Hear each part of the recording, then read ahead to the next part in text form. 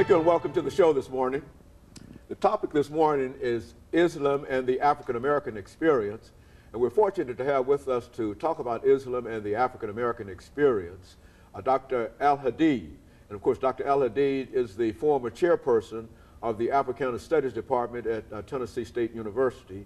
Of course, let me welcome you this morning to the show, Dr. Al-Hadid. Thank you, Dr. Haney. And to tell you, Dr. Al-Hadid, how delighted we are truly to have you here this morning and to talk about the topic that we're to talk about this morning, because I think we've dealt with Islam and we've dealt with other religions and the impact that it has had on the United States and et cetera. But here I think we have an opportunity to talk about Islam and the African American experience, and for you to enlighten us in reference to some of those things. Why don't you take about a minute or two, Dr. Al-Hadid, to simply state who you are in your situation, because I think that everybody probably know your biographical information, autobiographical information. And so why don't you just give us a few statements, and then we'll start talking about Islam and the African American experience. Yes. Well, I attended Alabama State University and I received a bachelor's degree in sociology and a minor in psychology, and left there and went out to California, where I got my doctorates in sociology, emphasis on social psychology and political sociology. While at the University of California at Santa Barbara, I had a chance to go to East Africa, where I studied at the University of Nairobi. And while I was in Nairobi, I went to a mosque, and then I became officially, a Muslim, and I also had an opportunity to make the pilgrimage to Mecca during that period of time.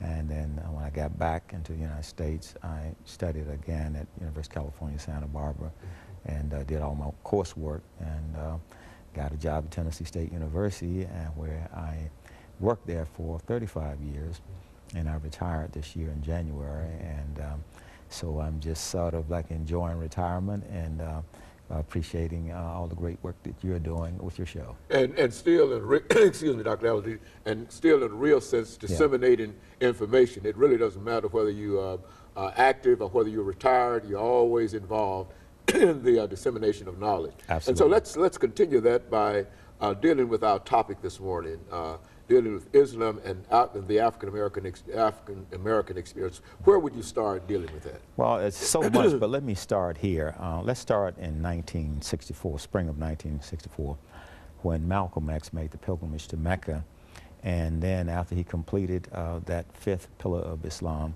he reported to African American and America that America needs to understand Islam. Okay. Because it is the one religion that has completely erased racism from its society and from its culture. So I want to start at that point. Now, let's analyze that proposition. How is it that Islam was able to do that? Well, let's go back to the 7th century, when Islam first emerged in Arabia. What were the conditions of Arabia in the 7th century? Arabia was a backward society. People were worshiping idols.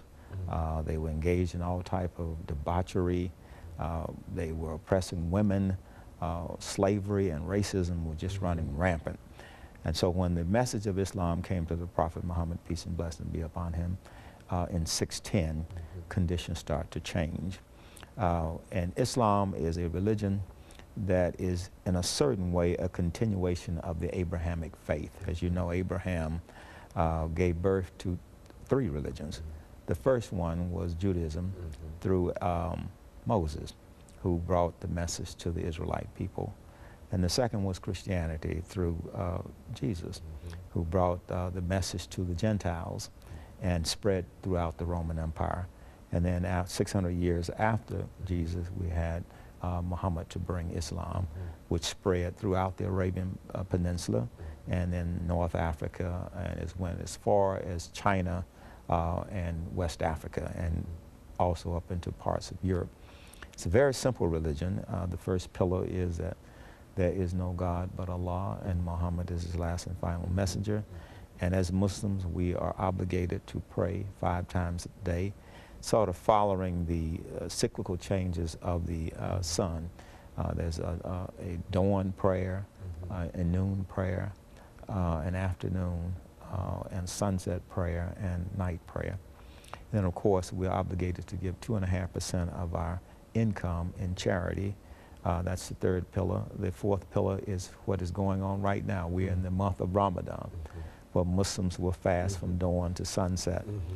They will not eat, drink, or engage in conjugal relations. And of course, Dr. Al-Hadid, you know that it's time for our first commercial break. Yes, sir. That I'm interrupting you and breaking No in problem. order that we might be able to do that. Sure. And of course, we'll be back with our audience following this very, very short commercial break.